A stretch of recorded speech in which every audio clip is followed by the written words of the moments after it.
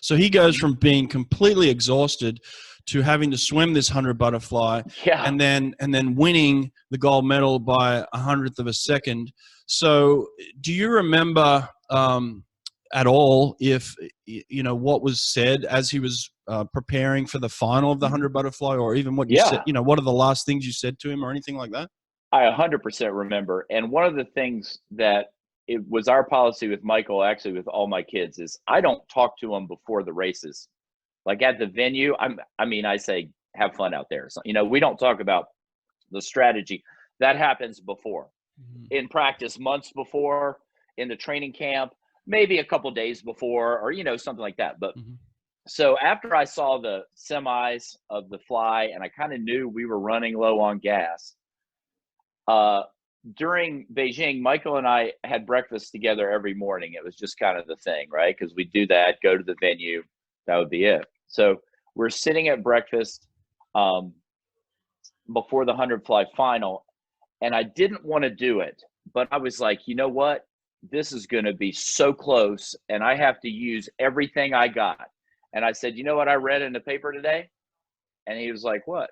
I was like, Cavic said it'd be good for swimming if you did not win 8 golds, and he's the guy to do it. And that's like literally what he said. And Michael physically got bigger. He said, what? I'll never forget that. It was like he grew 2 inches. I was like, well, that's what he said.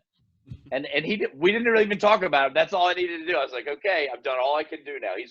He was ready at that point. And so, yeah, that's how it turned out. Simple as that.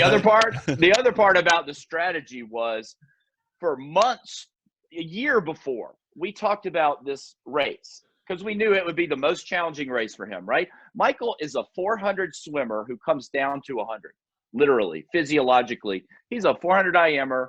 He does great 200s. The 100 is as far down as he can reach. The 50, he can't even do a 50, right? Not a good one. So we knew that would be the biggest challenge. And we talked about, I said it 100 times, like, if you're out in 23 anything, you win. He was like 24:04 in the race, right? I looked up, I was like, okay, come on. Wow. So it was like, I was like, 23.99, you win easily. Yeah, he would have won by 2/10, right? So it's kind of like, I'll never forget looking up at that one. I love it. I'll tell you one crazy Beijing story, right? About mental preparation. We talked about visualization, and we talked about kind of living this stuff, and it's also a coaching message. So we're in Michigan, and it's well before the games. I'm going to say it's 6 weeks before the trials, okay? And it's kind of one of those times where we're having swim camp. You're doing a million things. Like, it's one of those days where I'm just kind of doing stuff and trying to move, get everything ready. And Michael comes in, and I was like, the last thing I really wanted to do was like chat with him at that point. But he's like, hey, I keep having this dream over and over. And I was like, do I really want to know? And he's like, yeah, it's a swimming dream. And I'm like, well, okay, what is it? And he says, I keep looking up at the scoreboard and it says 3:07. And I was like, well, and honestly, just to get him out of my office, I said, well, that's probably your 300 split in the 400 IM. If you're going to go 4:03, you're going to finish in 56, be 3:07 or where it was. And he was like, The hair stands up on the back of my neck right now when I tell you, you look up there, it was 3:07 flat, the 300 in Beijing. Wow. He was like living this stuff, breathing it, right? It's like, when I looked up and said, I was like, oh my God, this is like well beyond just us right now. This is a big thing, right? Because he was just right on it.